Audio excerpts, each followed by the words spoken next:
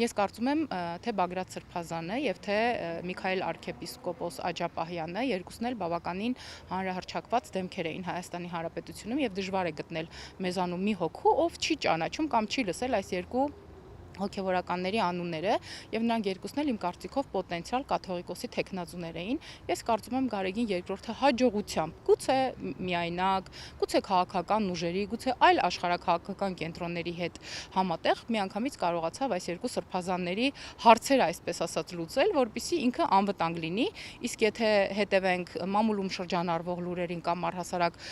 հասարակության մեջ պտտվող լուրերին, մենք բոլորս գիտենք, որ Գարեգին երկրորդ կաթողիկոսը ստերեոտիպներ ուներ պլան, որ ինչ-որ մի ժամանակում ինքը գուցե առողջական հիմքով, գուցե այլ հիմքով պայմանավորված պետք է թողներ կաթողիկոսի պաշտոնը եւ այդ պաշտոնին տեսներ իր եղբայր Եզրասին, ով այս պահին իբր թե հոգեվոր ծառայություններ է մատուցում Ռուսաստանում եւ կարծում եմ շատ այսպես ասած լուրեր եւ շատ հանձնարարություններ հենց Եզրասի միջոցով են գալիս եւ հասնում Հայաստանի Հանրապետություն։